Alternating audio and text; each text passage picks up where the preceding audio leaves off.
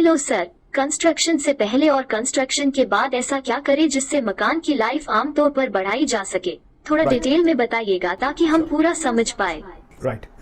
तो इस वीडियो में हम पॉइंट टू पॉइंट जानेंगे कि किस प्रोसेस से किन चीजों का ध्यान रखने पर कंस्ट्रक्शन की लाइफ बढ़ाई जा सके।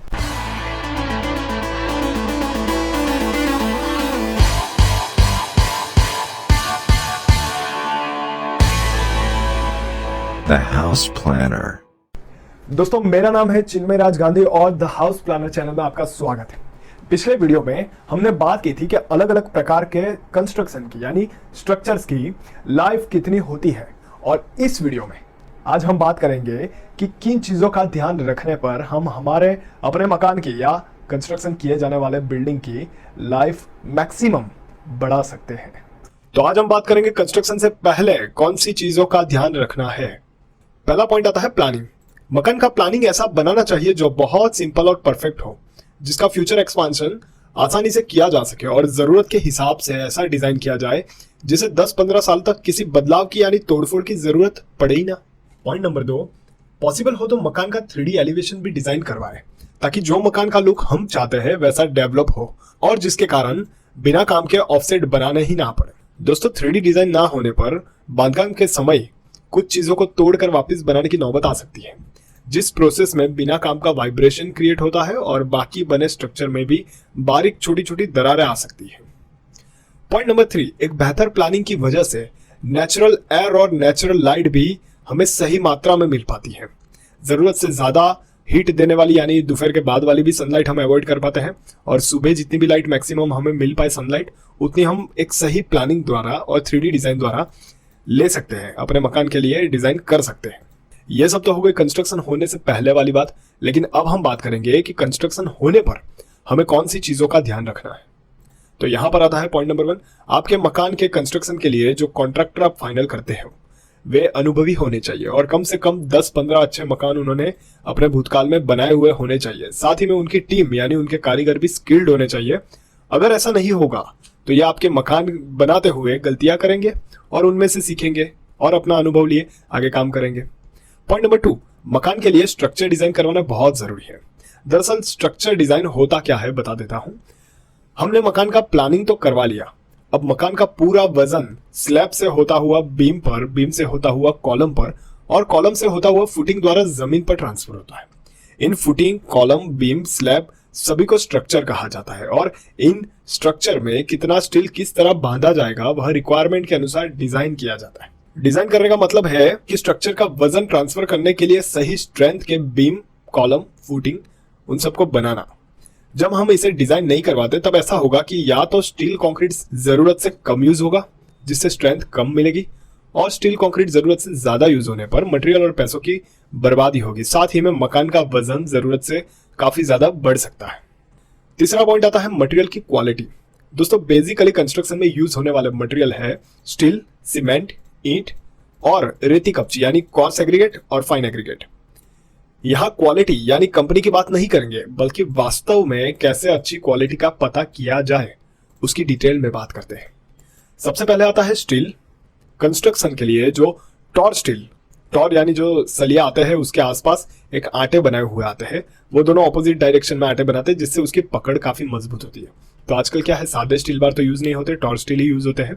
तो कंस्ट्रक्शन के लिए जो टॉर स्टील हमारे देश में अवेलेबल होता है वह बेसिकली 4 ग्रेड में मेजर किया जाता है, जो है FE415, FE500, FE550D और FE600।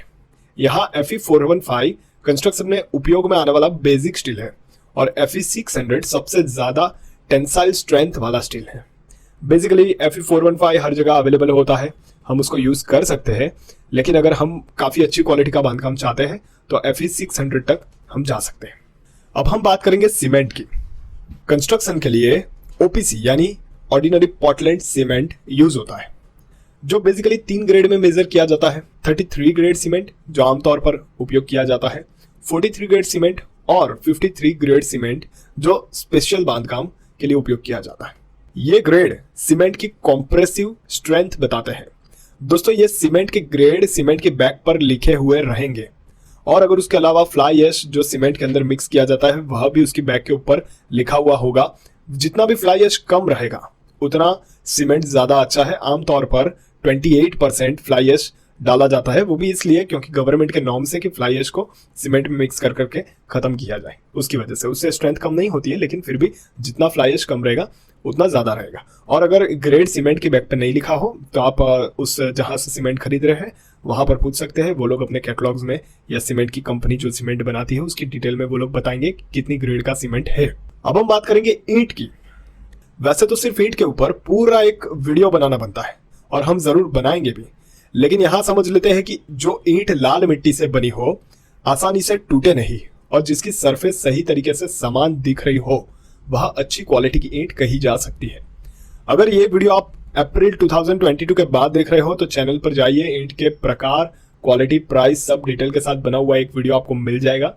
उस वीडियो को आप पूरा देखोगे तो ईंट के बारे में काफी सारी जानकारी भी आपको मिलेगी और उसमें वो भी है जो जिस ईंट को हमारे देश में, हमारी कंट्री में यूज नहीं किया जाता, उसके बारे में भी हमने इंफॉर्मेशन उसमें दी है।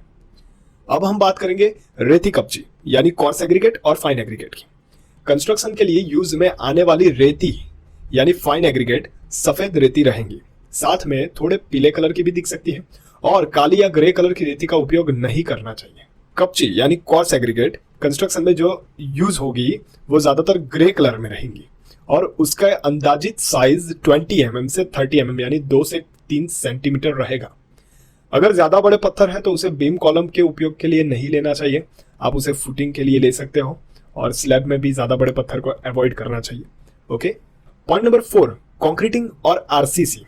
रेती और कपची को उपयोग में लेने से पहले पानी डालकर धो देना चाहिए ताकि उसके अंदर बची मिट्टी और धूल पानी के साथ बाहर निकल जाए। धूल मिट्टी का होना आरसीसी को कमजोर बनाता है। जब भी बीम, कॉलम या स्लैब के लिए स्टील की जाली बनाई जाए तब उसके हर एक क्रॉस जॉइंट को तार से प्रॉपर बांधना चाहिए, जिससे कंक्रीटिंग होने के बाद या कंक्रीटिंग होते वक्त स्टील अपनी सही जगह पर बना रहे, वो अपनी जगह से हिले नहीं। कंक्रीट बनाने के लिए जरूरत के अनुसार सीमेंट, एग्रीगेट और पानी का प्रमाण बिल्कुल सही होना चाहिए। कंक्रीट को बनाते वक्त हो सके तो उसमें डाला जाने वाला पानी मीठा ही होना चाहिए। कंक्रीट के मिक्सिंग के लिए मिक्सचर मशीन का उपयोग करना चाहिए।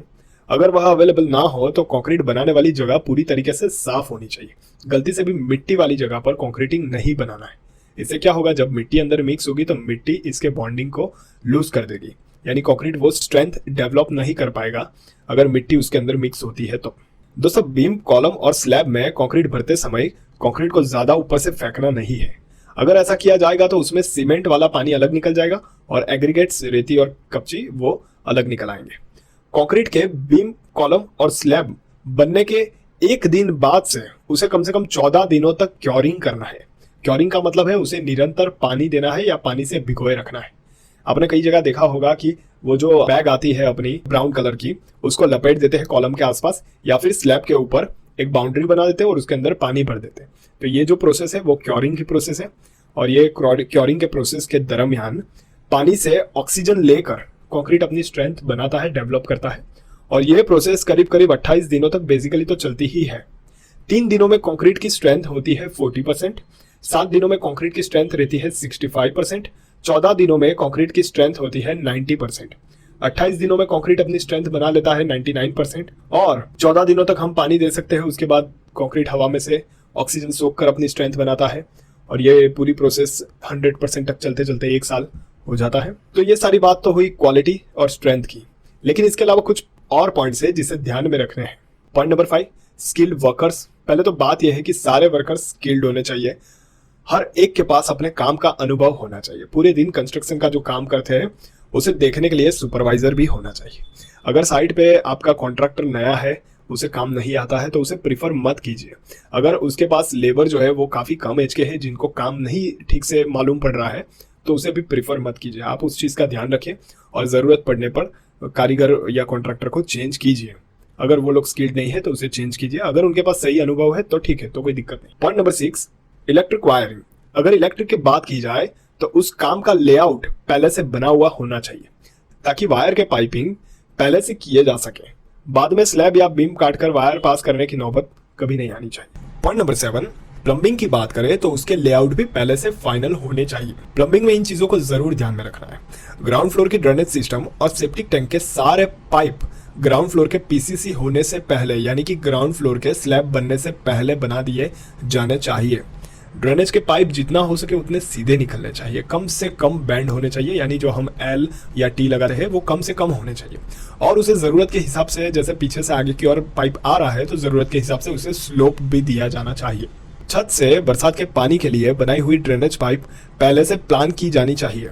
हर 100 या 200 या 300 स्क्वायर फीट के लिए एक सेपरेट ड्रेनेज लाइन छत पर होनी चाहिए, यानी कि अगर आपकी छत बड़ी है तो 2 या 3 लाइन भी आपको इंडिविजुअल देनी चाहिए, ताकि क्या है जब छत बने तब आपको पूरी छत को स्लोप ना देना पड़े और जहां जहां भी ड्रेनेज लाइन हो वहां से आप उतना स्लोप देके उसे पानी के लिए जगह बना सकते हैं। और यही पाइप कहीं भी बीम को काटे बिना नीचे तक लाई जानी चाहिए। अगर आप चाहे तो एक फिल्टर लगाकर बारिश का पानी अंडरग्राउंड स्टोर कर सकते हैं या बोरिंग की लाइन द्वारा इसे जमीन में वापस भी भेज सकते हैं, जो आगे चलकर आपको ही काम लगेगा। टॉयलेट और बाथरूम के बनाए हुए संक स्लैब का वाटरप्रूफिंग प्लास्टर के वक्त तक कर लेना चाहिए। और ड्रेनेज की पाइप को पॉसिबल हो तो प्लान में स्पेशल 1 स्क्वायर फीट की जगह देकर सारे पाइप एक ही जगह से ऊपर से नीचे लाए जाने चाहिए, ताकि क्या हो जब भी रिपेयरिंग का काम हो या कोई भी काम हो, पाइप खराब हो, तोड़फोड़ की नौबत आए तो पर्टिकुलर वही वाले पोर्शन से सब कुछ ऑपरेट हो जाए।